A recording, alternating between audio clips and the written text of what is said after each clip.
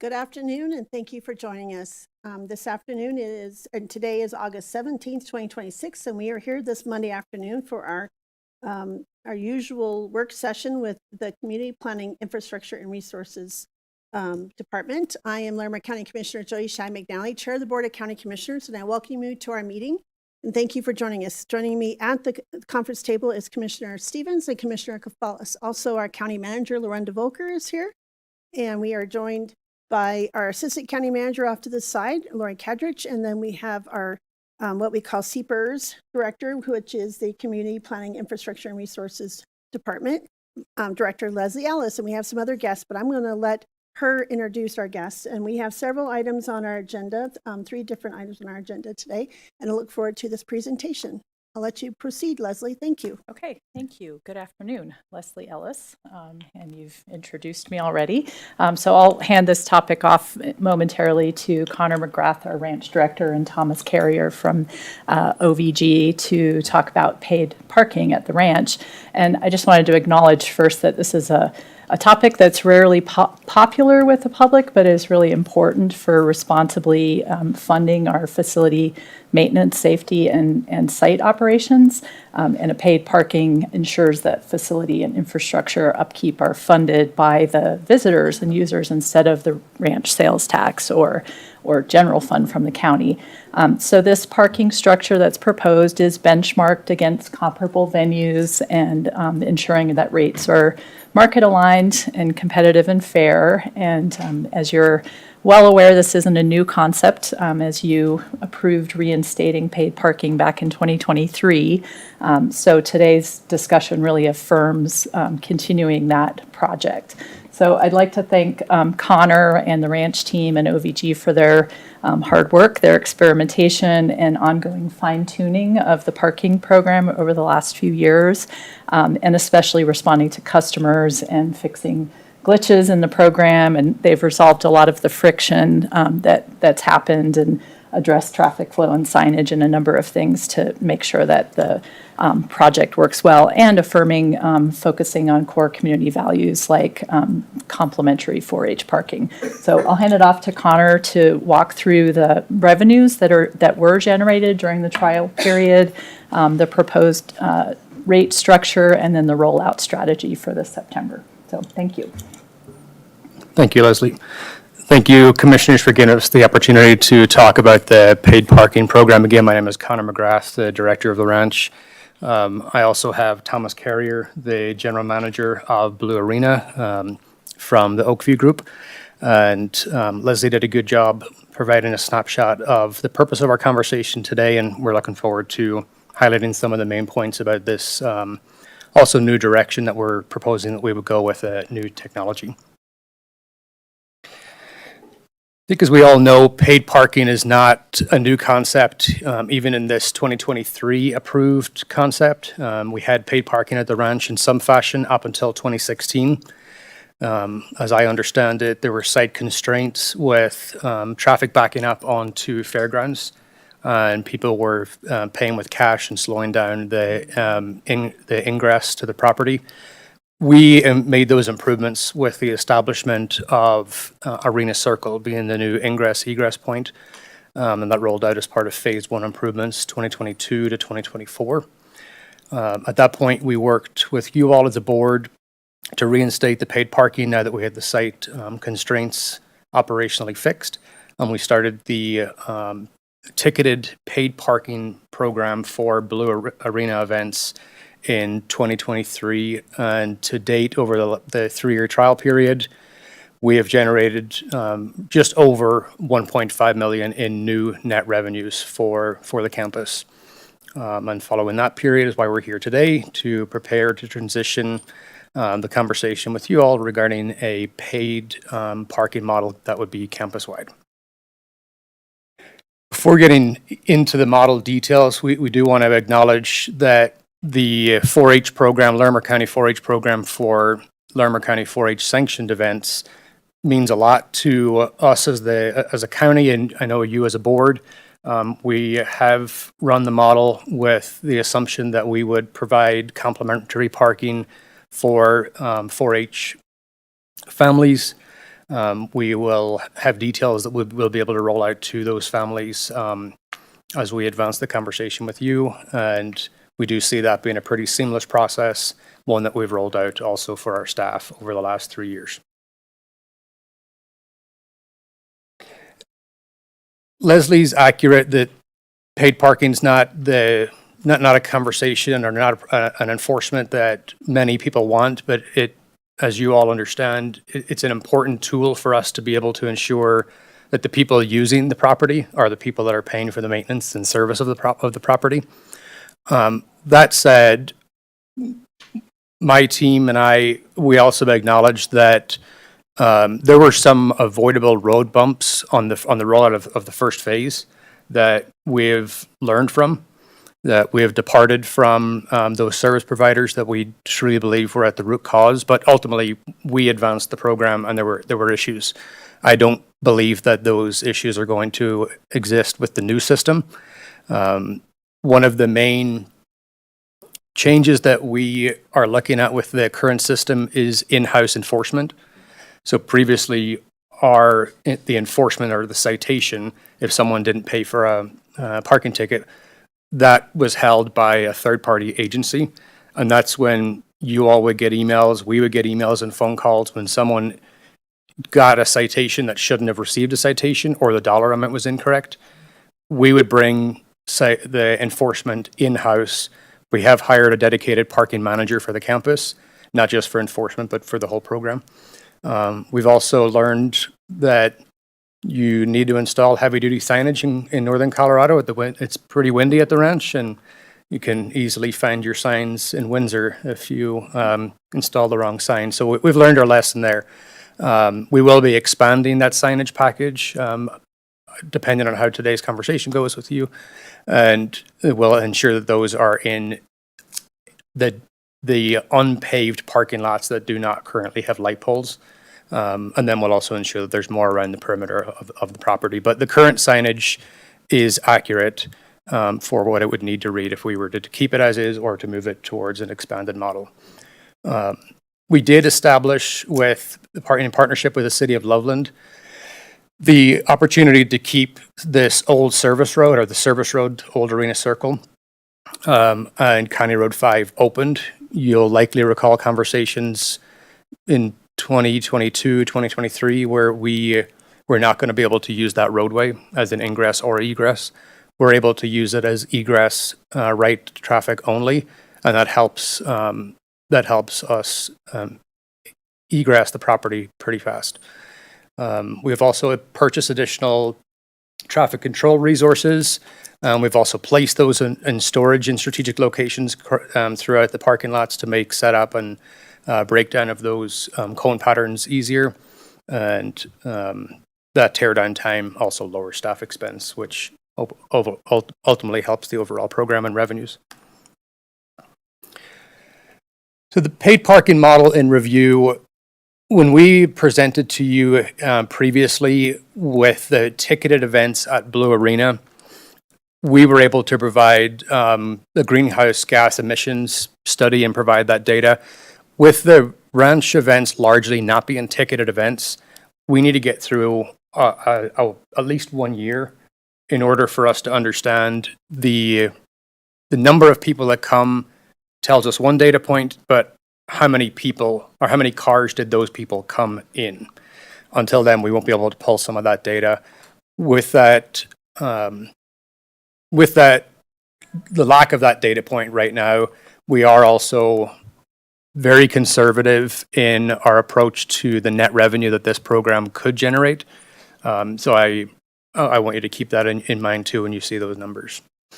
We obviously, as Leslie mentioned at the top of the meeting, these revenues would go to the infrastructure of the parking lots, restriping, seal coat, the security that we have in the parking lots, and then also just general security infrastructure like cameras, et cetera, that would be placed throughout the parking lots.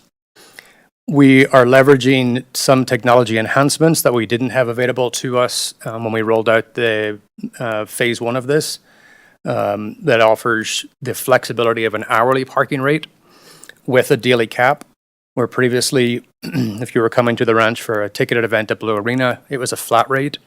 By going campus-wide, we're going to see the need, I think, for a more flexible model where someone's only coming to an event for an hour versus someone that could be here for 4 hours. Depending on the use that the person has of the site, they'll pay a respective dollar amount for that use. Leslie also mentioned that we've compared this to other venues, and it really aligns the ranch with other campuses like the ranch, but also it aligns us with other fairgrounds that have a multi-use and year-round approach, and then it supports our overall broader environmental and sustainability goals. Disadvantages, it's a change, and with change comes pain points sometimes.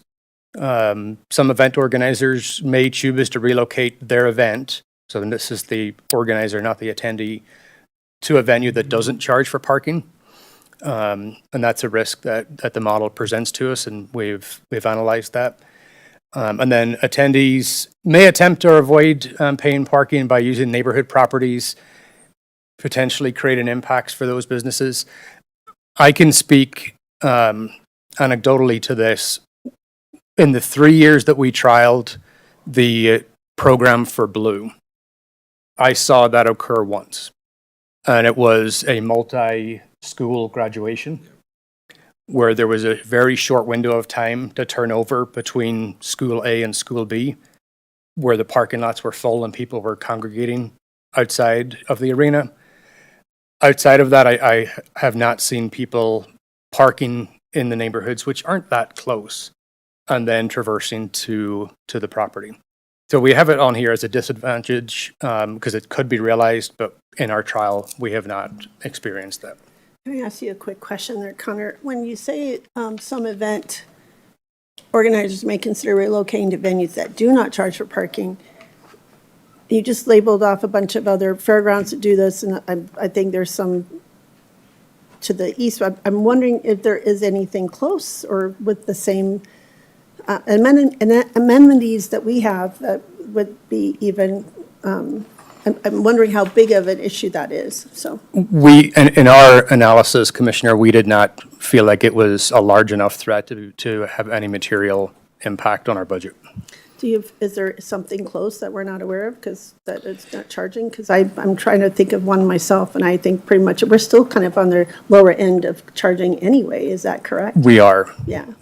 Okay. To answer your question about venues close, the closest venue that it periodically charges for parking, not consistently, would be Island Grove in Well County.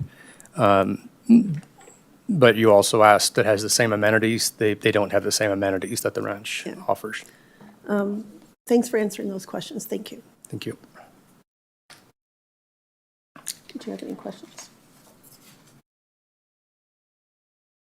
I'll walk through the table on the screen for you and try to break it down without getting too convoluted. But we are proposing that for the first 29 minutes, so this would be intended for rideshare drop-offs, people that are dropping family members or friends off, that there would be no fee for that first initial 29 minutes, and that would be indefinitely. That also means if a parent were to drop a kid off, for example, at the fair, and they were to idle for 20 minutes, and then they leave, and then they come back to pick up their child later in the night, and they idle for 20 minutes, it's 29 individual minutes by visit. It's not cumulative 29 minutes per day. So that session restarts each time the camera sees you leave the property. For the base rate of midnight to 5 p.m., we're proposing a parking rate of between $3 to $4. The prime rate of 5:01 p.m. to 11:59 p.m., we're proposing the pay parking rate of $5.50 to $6.50. This range is in here, not that we would flex by event. We just haven't picked the final range. If you have any feedback on the exact dollar amount, we would appreciate that. But we were proposing that it would be within the $3 to $4 range for the base, and the prime $5.50 to $6.50. And then based on our current contract with our tenant, for Eagles game days, we would have the standard hourly rates that apply. That maximum payment would be $10 per vehicle. So that's based on current contracts that we have in place.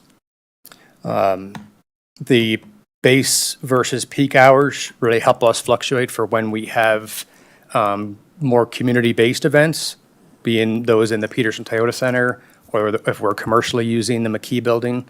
We typically see those events happening during the day. And then to ensure that we don't have a negative impact on where we previously were with the flat fee for the Blue Arena operations, we would look to flex that to align with our other arenas and stadiums that are charging for parking, not necessarily aligning it for the type of programming that we would see happening during the day. The program allows for us to have event-specific structures. I think basically what we're saying in that bullet point is that we have flexibility, we have consistency, but within that there is still some flexibility for us to work with and meet the needs of the event organizers and promoters. And then attendees can purchase their parking in advance by selecting the amount of time that they want to pay. They arrive on campus. If they stay longer than that, then they would simply be expensed that additional expense. I'm just curious. I'm thinking about someone who might be coming to the fair rodeo, and I know maybe they checked in for the rodeo and then stayed till after midnight.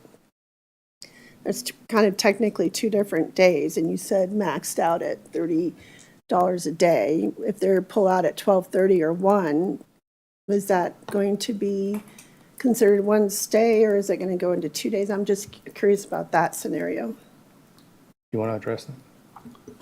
It's still based on, Commissioner, it's still based on if patron X enters at a certain time and they exit at a certain time, it's still just based on those total hours. For 24 hours? Correct. A window? Yeah, Okay. yeah, just a whole window. So the $30 a day is meant to kind of be fair and practical compared to other venues and campuses across, especially Colorado and Northern Colorado. But we're also being cognizant of like trying to enforce like safe driving and everything else, so that we're not gouging people if they leave their car because they've been drinking and Yep. and enjoying an event. So we're trying to do what we can to also keep the community safe as well. Thank you for that. And if I might just ask one more question here, and I don't see any other hands. So when we have, I know you put in a spot for ride shares or ride, and so I'm assuming they also kind of do that under that 29 minutes, but they have a specific area that they go to.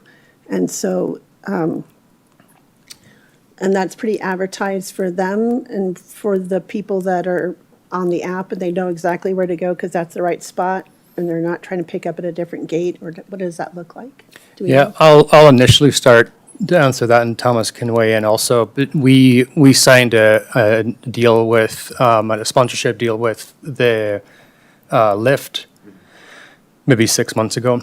And I feel like they've done a really good job with signage. They have the ribbon flags out during events. We don't have them out during non-events. But you're correct, Commissioner. They sit on the east side of Blue Arena. There's a stacking area that we built, basically consuming the old arena circle. They can also stack in the turn circle if there's no room, but there's plenty of room for at least a dozen, if not more, ride shares. And in the app, then that pin is also dropped to where the ride share is going to pick you up for the patron to know where to meet. We haven't seen a large use of ride share outside of Blue Arena events. If we do, we'll pivot at that point and provide a place, or we'll provide that Blue Arena is the centralized place wherever you are on the campus, similar to an airport, so that if you're in Castellanas versus if you're in Peterson, you don't have to figure out where you're going to go to get your ride share. But today, the infrastructure that we built as part of the interim plaza extension is sized appropriately for the ride share demand that we're seeing. Thank you so much. I appreciate that clarification. Commissioner Stevens, I see your hand is raised. Thank you, Madam Chair. Well, I do appreciate some, like, event-specific structures for those community events. So I think that piece is really important because I'm not saying, I do understand that parking costs money. And so the public understands, like, this is not so we can make money. This is so we can cover our costs of making sure that the parking lot is safe and has clearly defined spaces and is resurfaced when it needs to be, and we can afford to hire people to, direct people, and so there's a lot that goes into parking, and parking isn't free, and we've in many spaces in society sort of come to believe that there's no cost to it, and there is. So we're only considering it because there is a cost of parking, and we have been absorbing that cost. And when we talked about going a paid parking model, we did talk about the people using the facility, paying for the facility, and not just all the taxpayers of Larimer County who may or may not use the facility. But there again, there is some assumption that it is a public space and that there's some flexibility on, things like graduations and that, especially because I think that public transportation to the facility is still limited. It's pretty okay during the day and just kind of non-existent at night. And so that creates a challenge because you can't say, well, here's your other option, right? And so I think that kind of coming to a place where we're covering our costs and we're really, so I like that the cost seems fairly nominal. It doesn't seem outrageous to me. One of the questions I have is, it sounds like 4-H events would be exempted. And so I think of scenarios like our club meets there and we have a speaker come. I'm sure there's ways to accommodate things like that with special passes or something like that, or we have to get their license plate in advance and enter it. But there will be some exceptions for things like that so that we're not inconveniencing guests or kind of making clubs relocate. Is that correct? That is correct, Commissioner. Thank you. That's all I have for now. Commissioner Wallace, you have any questions? Thank you. Thank you. Piggybacking off of the lessons learned, we also want to make sure that our communication was good during phase one. We want to make sure with the learnings that we had, we can improve the communication on the front end to be better. But parking revenues and the fund the control that the budget control, Commissioner, that you referred to, there's a true cost to it, and it's sizable. We also are believers in the tiered model, to our point earlier, that the more you use, the longer you're there. It seems reasonable that that price is extended. And we will have flexibility for some of those community and nonprofit events. I do want to just clarify on the 4-H top comment for a second. And I know you know this, Commissioner Stevens, but it's for Larimer County 4-H sanctioned events. So we sometimes will have a request from a 4-H group in a different county. The MOU between the McKee Charitable Trust and Larimer County refers to Larimer County 4-H, not any 4-H organization. We will also ensure that our staff have the tools and collateral to make sure that they're successful. A lot of this already exists. I mentioned signage earlier, social media graphics. We would update those to reflect a campus-wide model, not just ticketed events at Blue Arena. And then we would connect with our promoters and event organizers through the know before you go communications. One of the keys for our success is also going to be our event organizers. So not people that host events not in Blue Arena. That they also control their marketing on the front end to note that it's a paid parking model. They have a much better way and ability to communicate with those event goers than we do. So we will be working on a packet for event organizers also.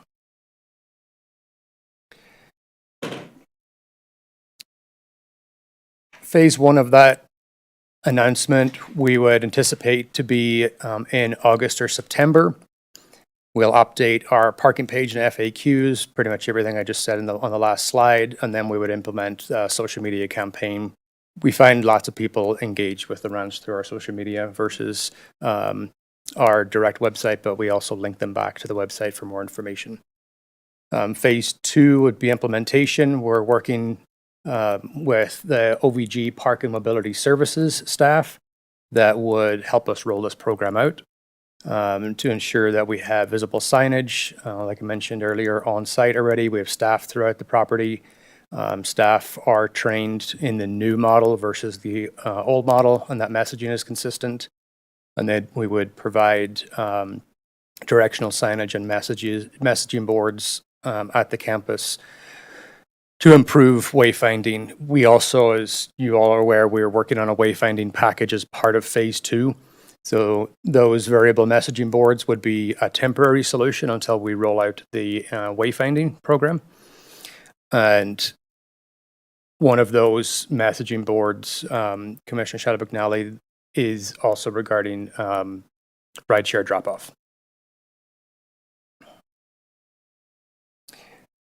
So I mentioned earlier that Blue Arena's trial model has generated over 1.5 million in new net income for the campus in the first 3 years.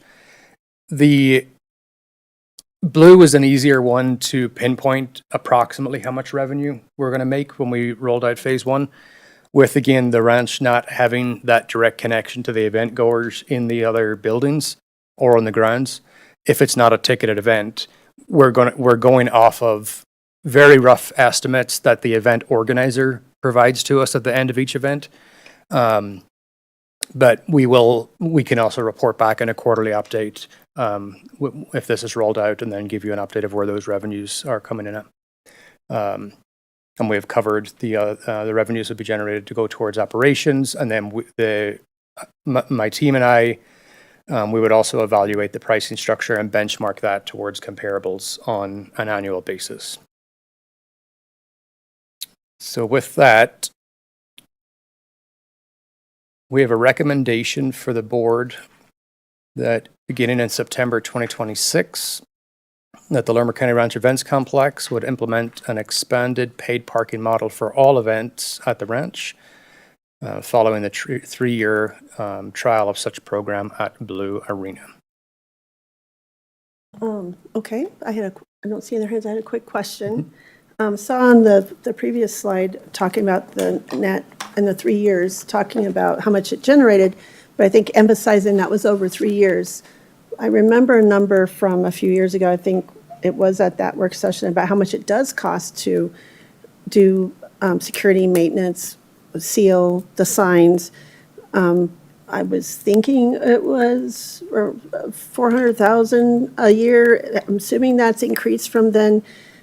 Can you, just for the public's information, can we talk a little bit about how much it costs? I mean, you talked about it, but I think people may not understand when you have,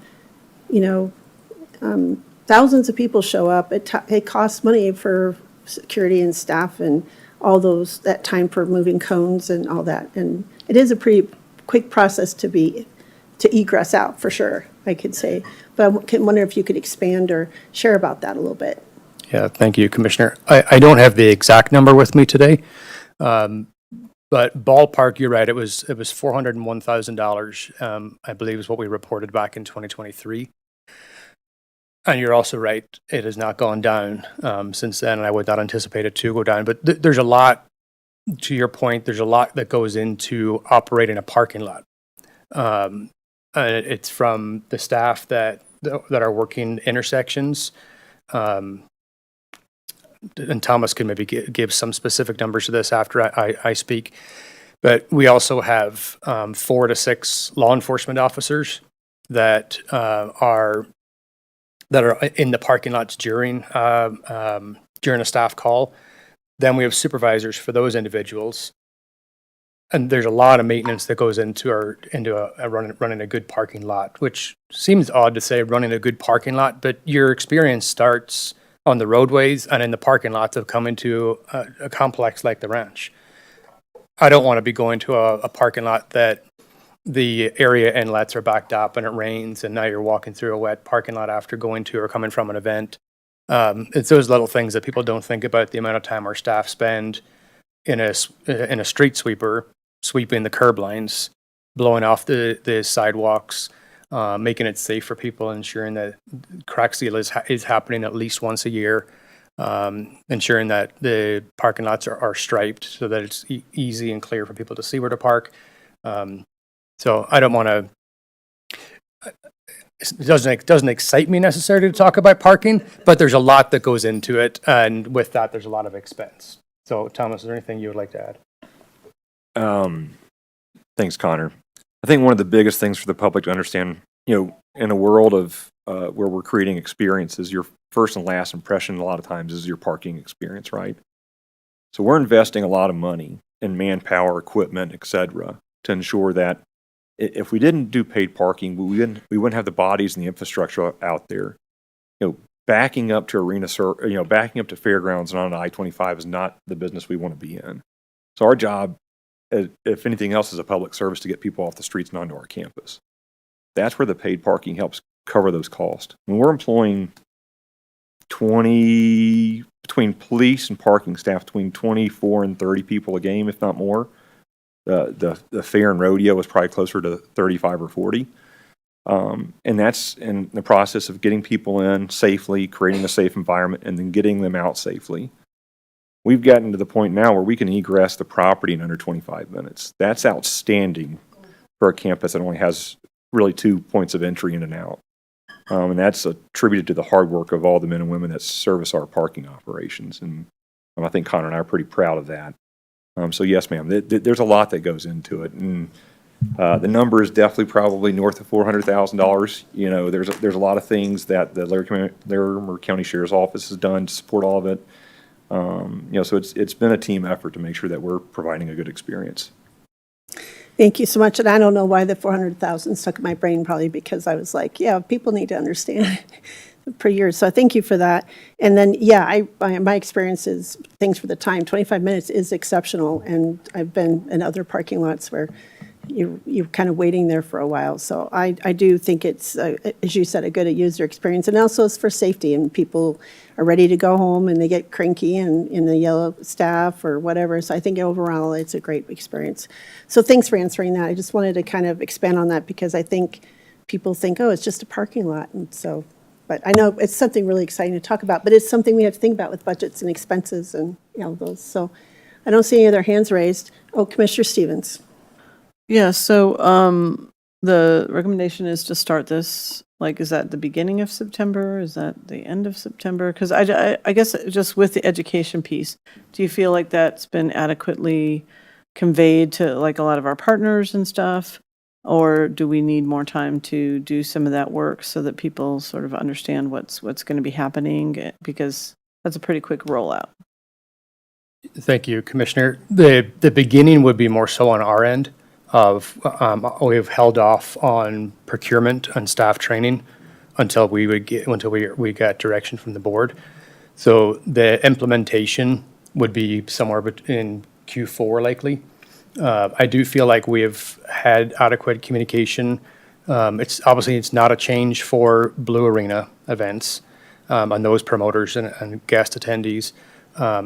But I do feel like we've got a good handle and finger on the pulse with the event goers through the other buildings on the property.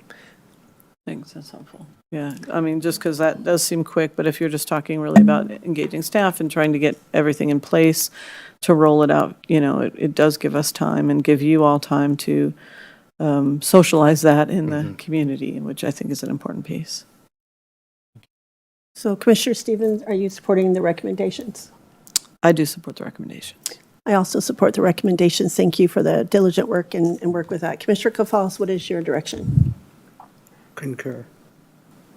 Great. Thank you. Thank you for the diligent work, and I know it was a process, especially when we had some bumps in the road that were unfortunate. Some of that was out of our control, but some of it is quick lessons learned. So we appreciate you and the partnership and all of you working together, and I know you're being thoughtful with costs and also I just think it is important. It is how you get on and parked and get to the event. Now, I think that's all part of the experience and appreciate the safety of it all too. So appreciate all the work and thanks for being here today. So if you don't have anything else, you guys will bring up the next item and thank you for all being here today and you can hang out and listen to the rest of this wonderful update. If you need to go, we understand that as well. So thank you. Thank you, Commissioners. Thank y'all.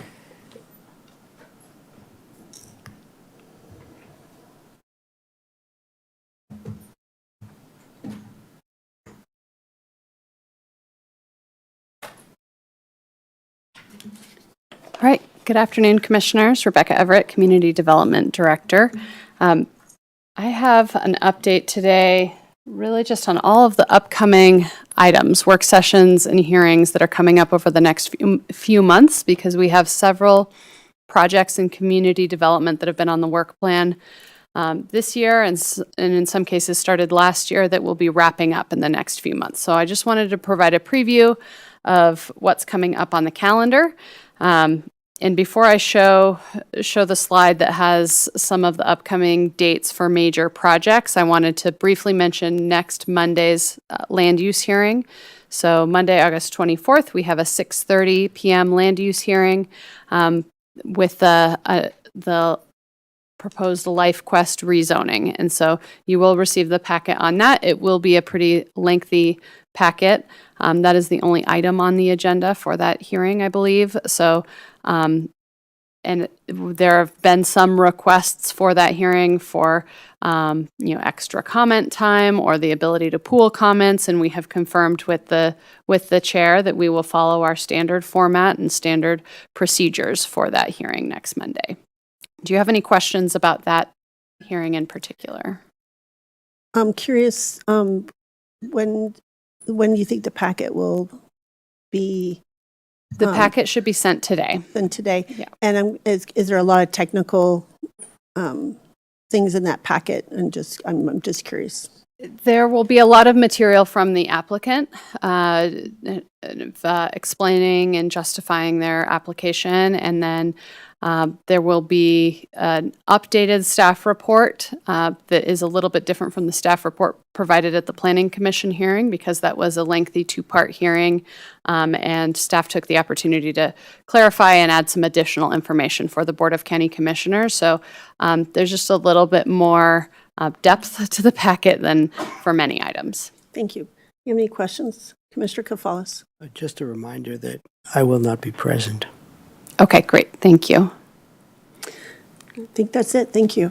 Thanks for that update. All right, and then I will share here. Maybe. I think we had a bit.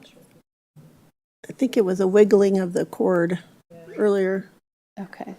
Brenda tried jiggling it. May or may not.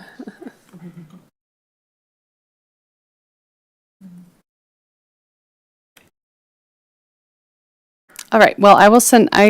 It's really just a slide with dates of upcoming to provide a visual to follow along. So I'll just walk through it. We're looking at August through November here. So starting, and I've included Planning Commission and Board of County Commissioners so you can understand the flow of some of these items between the two bodies as well. So starting this week, August 19th, this Wednesday, is the Planning Commission hearing where they will be making a recommendation on the Transfer of Development Rights Program as we discussed at last week's joint work session. That will be followed by a Board of County Commissioners land use hearing in September 14th on that program.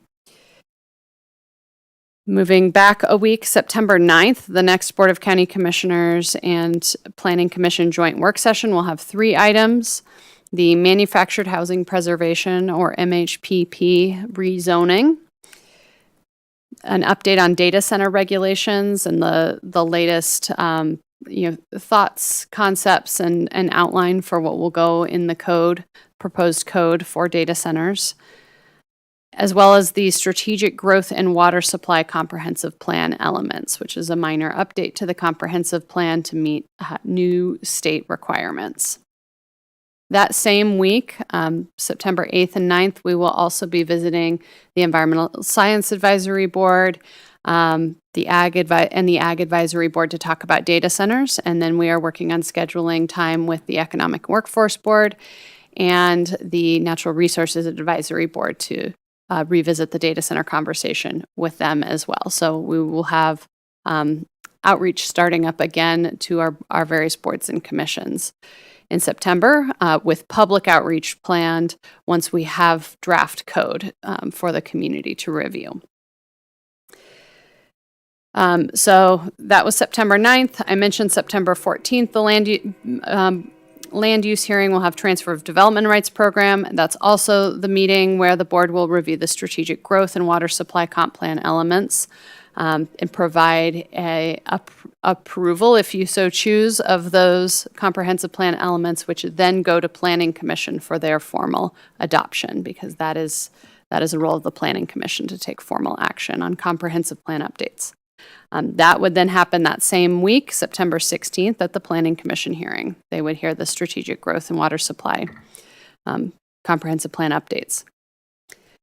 September 16th, Planning Commission is also when we plan to bring the special events land use code amendments to Planning Commission. Based on our work session last week, we are actively reviewing, revising the code. We may come back to a Monday work session with you all, with the board, to receive additional direction before we move forward to a Planning Commission hearing on special events. But right now, that's when we have that scheduled, is the September Planning Commission meeting. Then September 28th is when the land use hearing with the Board of County Commissioners would be for those special event land use code updates. Moving into October, the October joint work session, Board of County Commissioners and Planning Commission would focus again on data center regulations as a follow-up to the September work session. So we'll discuss data centers 2 months in a row, in part because there will be no November work session because of the conflict with Veterans Day. So we're putting those back to back in 2 months to extend the conversation. The following week in October, October 21st, is when the Planning Commission will review the manufactured housing preservation rezoning and provide a recommendation. And then that same item would go to the November 9th Board of County Commissioners land use hearing. So between this week, mid-August and early November, we will be bringing for final consideration to both Planning Commission and the Board of County Commissioners the transfer of development rights program, the strategic growth and water supply elements, and the manufactured housing preservation zone district. And we will be advancing the conversation on data center regulations. We don't have dates set yet for final hearings on data centers, but the moratorium expires in February, and our plan is to have those regulations ready for final consideration before that moratorium expires, if not before the end of this year. So I'll send a slide that just documents that all for you to help keep track.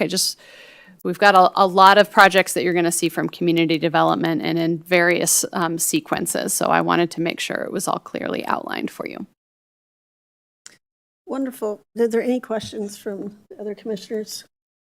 Okay, that slide would be helpful. So thank you so much, Rebecca. It's a lot of planning ahead, and we appreciate you thinking. Let us kind of know the lay of the land as we go forward. Thank you. All right. Leslie Ellis again, moving along to some of the service area updates. One quick update is to let you know and remind you and the public that the projects at Carter Lake and Horsetooth are finished finally after a year of work and 14 months early, but our $15 million worth of projects on 8 different facilities around those reservoirs are finished. So that's very exciting. They look great. There was a small acknowledgement and ceremony and thanking of the staff and the consultant teams and everybody and all the partners who were involved with the project on Friday.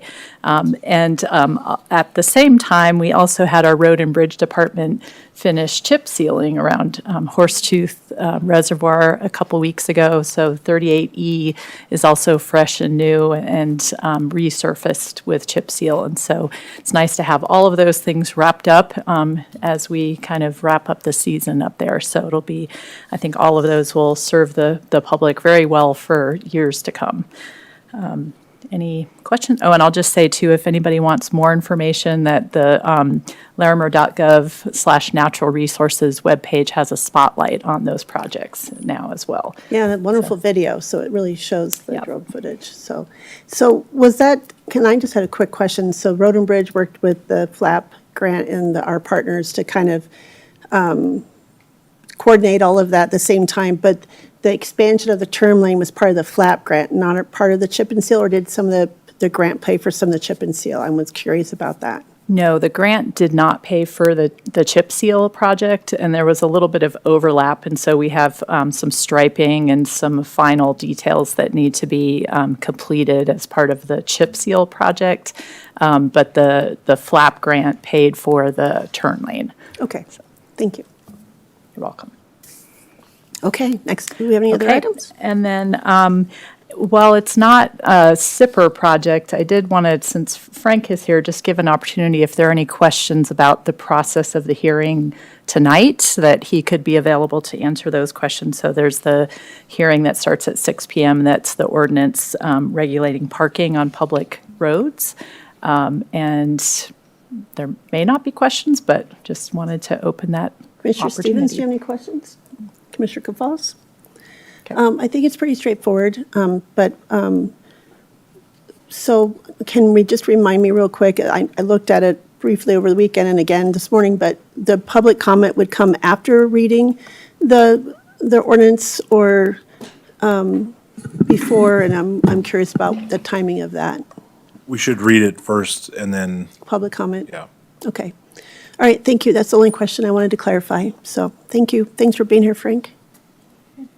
And that's all I have for this afternoon, so we'll give you back a little bit of time. Awesome. Thank you. All right, any other comments or questions? Okay, so then at 2:17, with no further business on our agenda, we are adjourned. Thank you for joining us.